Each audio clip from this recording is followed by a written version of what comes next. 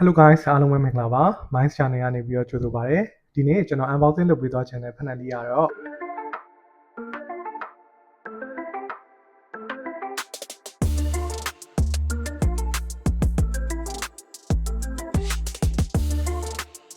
ဒီဖက်နက်ကကျွန်တော်စထွက်ထဲကအရင်လိုချင်တဲ့ကျွန်တော်ရဲ့ dream shoe လေးတစ်ခုပေါ့နော်ဒါပေမဲ့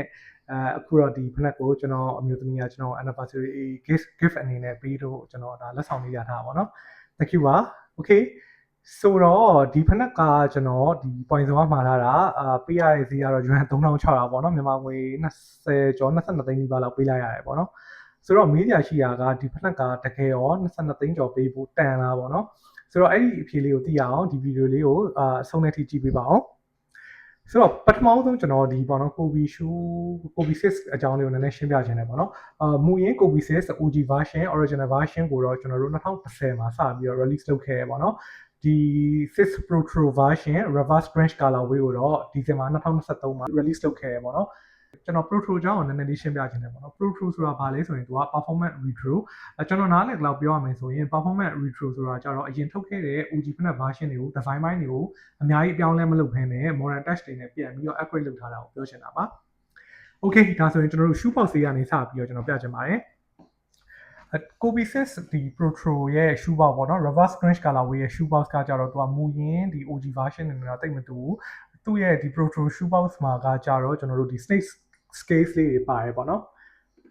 Okay ဒါဆိုရင်ဖက်နက်လေးကိုကျွန်တော်ဖွင့်ကြည့်လိုက်ပါဦးမယ်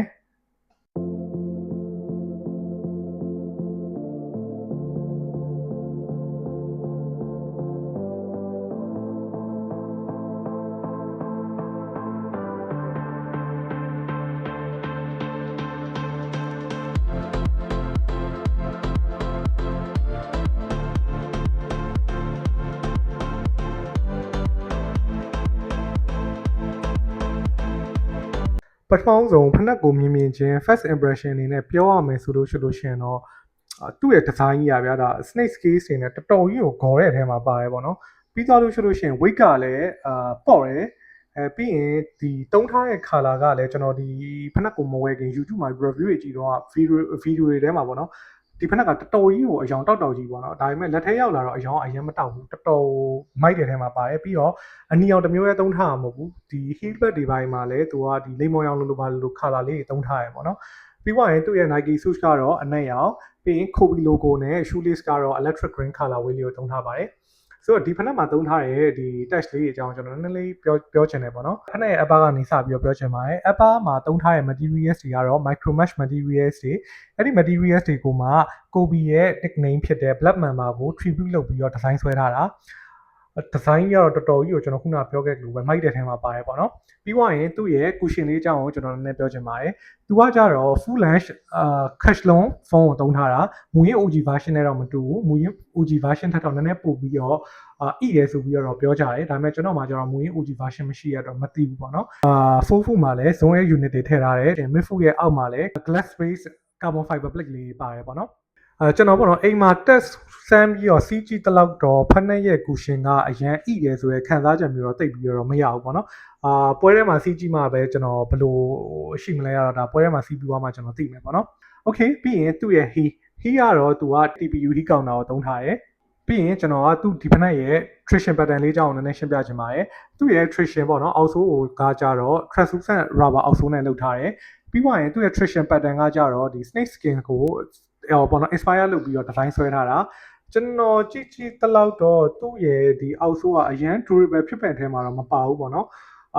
outdoor တော့လုံးဝစီးလို့မရမှာကျင်းသေးတယ် indoor တောင်မှပဲအရန်ဒီဖုံများတဲ့ကွင်းတွေထပ်ပေါ့နော်နည်းနည်း clean ဖြစ်တဲ့ကွင်းတွေမှာစီးရင်တော့ပိုအဆင်ပြေမယ်လို့တော့ကျွန်တော်မြင်တယ်ပေါ့နော်ပြီးရင်ဒီဖက်နက်ရဲ့ sizing ပိုင်းKobe 6တွေကကြတော့သူကဒီ performance အတွက်ထုတ်ထားတာဖြစ်တဲ့အတွက်သူ့ရဲ့ပေါ့နော် fit ကကြတော့ snap fit ထဲမှာပါတယ်ကျွန်တော်ကတော့ one side up ပြီးတော့ဝယ်လိုက်တယ် one side up ပြီးဝယ်တာတောင်မှပဲကျွန်တော် CG ရဲ့ချိန်မှာကျွန်တော်နည်းနည်းလေးချက်တယ်ဆိုရဲခံစားချက်မျိုးတော့ရရပါတော့ဆိုတော့ဒီဖက်နက်ကတကယ်ရောရွှန်3600မြန်မာငွေ30ကျော်ပေးဖို့တန်လားပေါ့နော်အဲ့ဒီမိကုန်းကိုကျွန်တော်ဖြေရမယ်ဆိုလို့ရှိရင်တော့ကျွန်တော်မှာဒါအဖြေနှစ်ခုရှိရပါတော့ပထမဆုံးအနေနဲ့ကျွန်တော် collector point of view ကနေပြီးတော့ဖြေချင်ပါတယ် ကိုဘီကိုလည်းအရင်ကြိုက်တဲ့ကိုဘီ fan တယောက်လည်းဖြစ်တယ်ပြီးတော့ကိုဘီ shoe line ထဲမှာမှလုံးဝဒီ iconic ဖြစ်တယ်ပေါ့နော် ကိုဘီ 6ကိုမှပဲဒီ colorway ကလည်းအကြိုက်အများဆုံး top 5 ထဲမှာပါတယ် reverse scratch ကိုပိုင်ရမှာဆိုတော့ဒါပေးရတဲ့ဈေးနဲ့တန်တယ်ဆိုရဲခံစားချက်မျိုးတော့ကျွန်တော်ရရပေါ့နော်အကယ်၍ကိုက collector တယောက်မဟုတ်ဘူးဒီဖက်ကို performance အတွက်ဝယ်မဲ့ hooper တယောက်ဆိုလို့ရှိရင်တော့ကျွန်တော်အနေနဲ့တော့တိတ်ပြီးတော့ဝယ်ဖို့ recommend မပေးချင်ဘူးပေါ့နော်။ဘာဖြစ်လို့လဲဆိုတော့ကျွန်တော်ကိုယ်တိုင်လည်းဒီဖက်ကိုစပြီးရချင်းတော့ကဒီပေါ့နော်ပေးရတဲ့ဈေးနဲ့တန်တဲ့ဟိုဒီထက်ပိုပြီးကောင်းတဲ့ပေါ့နော် premium ဆန်တဲ့ materials လေးတွေကိုတုံးထားဖို့မျှော်လင့်တာပေါ့ဒါပေမဲ့အဲ့ fee မရဘူးပေါ့နော်။ပြီးသွားလို့ရှိရင်လည်းဒီဖက်ကအရန် durable ဖြစ်မဲ့အထဲမှာလည်းမပါဘူး။ပြီးရင်ပေးရတဲ့ဈေးကလည်းအရန်များတယ်ပေါ့နော်သူ့ရဲ့ပေးရတဲ့ဈေးတန်းနဲ့ဆိုလို့ရှိရင်ကျွန်တော်တို့အခုနောက်ဆုံးထွက်ထားတဲ့2025တို့2026မှာထွက်ထားတဲ့ဒီ performance ပိုင်းအရန်ကောင်းတဲ့ဖက်နဲ့200လောက်ကိုအနည်းလေးဝယ်လို့ရတယ်ပေါ့နော်ပြီးသွားလို့ရှိရင်ဖက်က2023မှာစပြီးrelease လုပ်ထားတာဖြစ်တဲ့အတွက်သုံးထားရဲ့နီးပညာရေး test တွေကကြတော့အခုဒီ2025တို့6တို့ကဖက်နဲ့တွေနဲ့ရှင်းတော့နည်းနည်းပေါ့နော်ဒီ